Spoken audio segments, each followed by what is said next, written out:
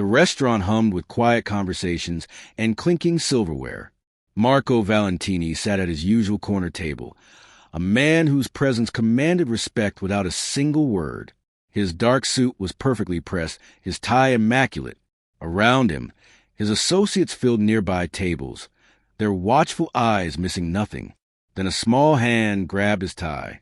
Marco looked down to find a boy, maybe 7 years old, with messy brown hair and eyes red from crying. The child's grip on his tie was surprisingly firm for someone so small. The room went silent. Men reached for their jackets. But Marco raised one hand, stopping them cold. "What's your name, kid?" "Luca," the boy said, his voice shaking but determined. "One of your guys made my mom cry. All night, I heard her through the wall." Marco studied the child's face. This wasn't anger he saw. It was something deeper, fear mixed with desperate courage. The kind of courage that only comes when protecting someone you love. "Sit," Marco said, pulling out the chair beside him. Luca hesitated, then climbed onto the seat, still gripping the tie. "Tell me what happened." The boy's words tumbled out. His mother, Sophia, worked 2 jobs, waitressing during the day, cleaning offices at night. Last week, a man came to their apartment. He said Sophia owed money for her brother's gambling debts, money she didn't have. The man said he'd be back in 3 days. "She cried when he left," Luca whispered. "She thought I was asleep, but I heard everything. She said she didn't know what to do. She said she was scared." Marco felt something stir in his chest, a feeling he'd buried long ago. He remembered being 8 years old, watching his own mother count coins at the kitchen table, her hands trembling as she tried to figure out how to feed her children. "How did you know to find me?" Marco asked. "I heard the man tell his friend on the phone. He said he works for Marco Valentini. I asked around the neighborhood. Everyone knows you eat here on Thursdays. Smart kid, brave too. Foolish, maybe, but brave. Let go of my tie, Luca." The boy's fingers slowly released the fabric. Marco signaled to one of his men, a stocky guy named Paolo. "Find out who's been shaking down a woman named Sophia. Bring him here. Now!" Paolo nodded and left quickly. Marco turned back to Luca. "When did you last eat?" The boy shrugged, looking at his feet. Marco snapped his fingers at a waiter. "Bring this young man whatever he wants, and a glass of milk." "I don't have money," Luca said quietly. "Did I ask for money?" While they waited, Marco learned about Luca's life. How his father had left when he was 3.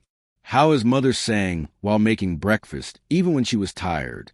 How she helped him with homework every night, no matter how late she worked. How she always saved half her dinner to make sure he had enough. The food arrived. Luca ate slowly at first, then faster, like he couldn't remember his last real meal. 20 minutes later, Paolo returned with a wiry man who looked nervous, very nervous. "This is Enzo," Paolo said. "He's been running a side operation, taking debts that don't exist." Marco's expression didn't change, but the temperature in the room seemed to drop 10 degrees. "Enzo, did you threaten a woman named Sophia?" Enzo's eyes darted around the room. "Boss, I was just trying to collect on a legitimate debt." "Her brother's debt," Marco said slowly, "from a man who died 6 months ago in a car accident. A debt that was already settled before he died." Enzo went pale. "You targeted a widow with a child because you thought she was easy money. You made her cry in front of her son." Marco stood up. He was not a tall man, but in that moment, he seemed to fill the entire room. "You will return every cent you took from every family you scammed. You have 48 hours. Then you will leave the city and never come back. If I see your face again, we will have a very different conversation." Enzo nodded frantically and practically ran from the restaurant. Marco sat back down and looked at Luca, who was watching with wide eyes. "Your mother cried because she was scared she couldn't protect you," Marco said gently. "But you came here because you want to protect her. That's what family means. That's what matters." He pulled out his wallet and removed several bills.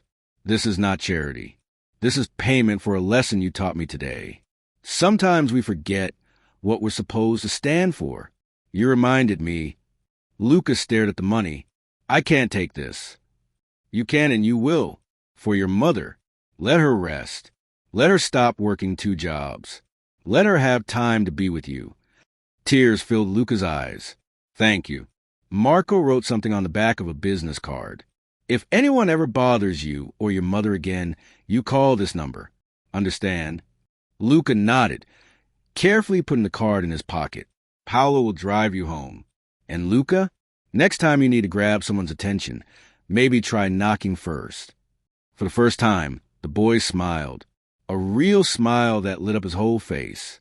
As Marco watched Paolo and Luca leave, one of his associates approached carefully. Boss, that was generous. Marco picked up his wine glass and looked at the amber liquid inside. My father once told me that power without purpose is just noise. That boy walked into a room full of dangerous men because he loved his mother. That's real strength. That's something worth respecting. He took a sip and set the glass down. Make sure someone checks on them. Quietly. Make sure the boy stays in school. Make sure the mother never has to worry about rent again. Yes, boss. Marco returned to his meal, but something had changed. The food tasted better. The air felt lighter. For the first time in years, he felt like the man his mother had raised him to be, before life had made him hard. Sometimes it takes the courage of a child to remind us of the person we're meant to be. Sometimes kindness is the strongest thing we can offer. And sometimes pulling on someone's tie is exactly the right thing to do. If this story touched your heart, please share, and subscribe for more tales of unexpected kindness and human connection. Leave a comment below and tell us about a time when someone's courage inspired you to be better.